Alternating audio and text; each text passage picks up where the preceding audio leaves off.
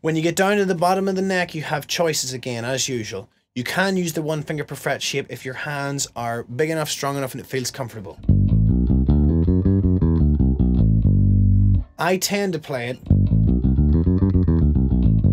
using fingers 1 and 4 at the bottom. So I spread my hand when I have to. The hand is compressed, it opens, and then it compresses again at the bottom. It can be good to practice both techniques. Usually it'll depend on things like the speed that you need to play it at, if you have the time to be changing hand positions, and also things like legato techniques where you've got to do hammer-ons or pull-offs.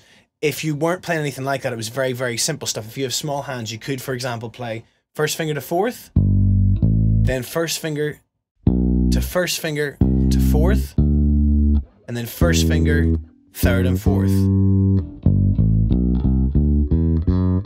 And that means you're really only doing the spread up at the top of the neck. Another thing to be careful about on shapes like this is don't retain tension in your hand. You'll see that once I've played with the second finger, the first finger sort of relaxes.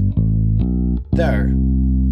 So my second finger is relaxed. It's not locked into position. My elbow isn't jutting out underneath the bass. And the same thing when I get to third finger up there. The first part of the hand relaxes. So make sure that only the finger you're using to activate the note is the one that actually has pressure. You don't want to have tension in the rest of the hand. It'll just make your hands tired and make it hard to practice.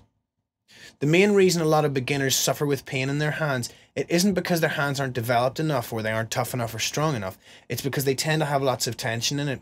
And as a result, the tension just makes the hands tired really quickly. Once you've got the major scale under your hands, play it all over the neck. Get used to how it feels, get used to how it sounds, and look for songs that use the major scale that you already know. Next up, the natural minor scale.